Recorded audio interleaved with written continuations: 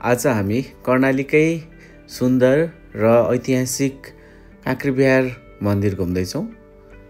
यो चाहिँ लाटिकोली चोकबाट अगाडि जाने यो चाहिँ काँक्रेबिहारको गेट। त्यसपछि हामी भित्र जान्छौँ। यहाँ एकदम सुन्दर शान्त र हरियाली वातावरण छ।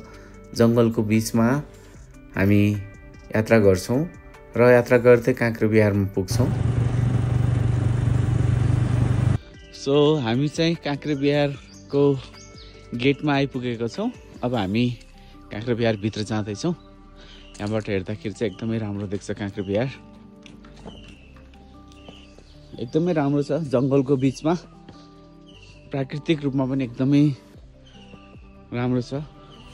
यो मन्दिर 13औं शताब्दीतिर अशोक चल्ल राजाले बनाउन लगाएको भन्ने प्रमाण भेटिएका छन् भने यो भर्खरै मात्रै फेरि पुनर्स्थापना गरिएको हो। एकदमै आकर्षक जङ्गलको बीचमा एकदमै राम्रो शैलीमा छ यो।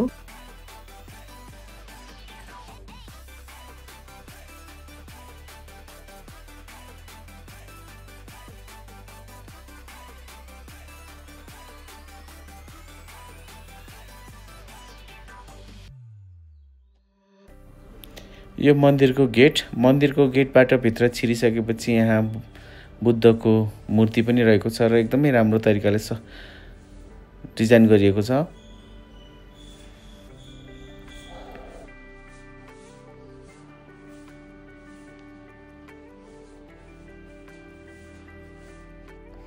मन्दिरको चारैतर्फ निकै नै आकर्षक मूर्तिहरूको आकार कुदिएको छ।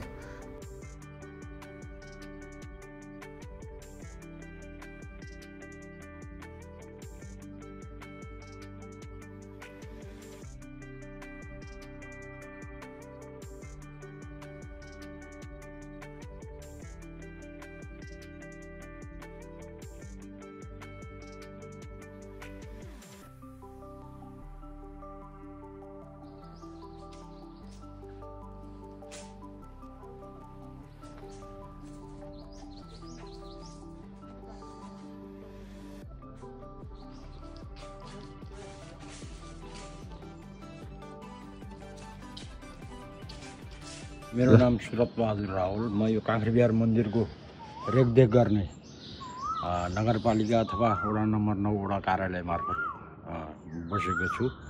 2077 सालदेखि हो। यो काँक्रेबिहारको बारेमा यसको तथ्यको लिखित प्रमाण छैन। नभए तापनि यो कहिले कसले किन बनाएको भन्ने सम्बन्धमा चाहिँ अहिलेका इतिहासविदहरूको चाहिँ अनुमान के छ भने यो 13औं शताब्दी अथवा 1325 जुम्ला सिजा साम्राज्यका राजा अशोक चल्ल महायानी बौद्ध धर्मावलम्बी थिए। बुद्धका अनुयायी भएकै कारणले यो निर्माण गरेको भन्ने बुझिन्छ। त्यसपछि यो 1890 को भूकम्पले भत्किएर भग्नावशेष भएको पनि बुझिन्छ। भग्नावशेष भइसकेपछि यो लगभग चाहिँ कति सय वर्षसम्म यो त्यतिकै चाहिँ व्यवहारिसेमै रह्यो। त्यसपछि 2057 साल फागुन 11 गतेदेखि नेपाल सरकार पुरातत्व विभागले यो भग्नावशेषलाई उत्खनन गरेर पुनर्निर्माण कार्य सुरु गर्यो। अब निर्माण कार्य अन्तिम चरणमा छ। यो वीरेन्द्रनगर नगरपालिका वडा नम्बर 9 मा पर्छ। यसको बारेमा त्यही हो। अरू तथ्यको लिखित प्रमाण चाहिँ छैन यसको। Thank you.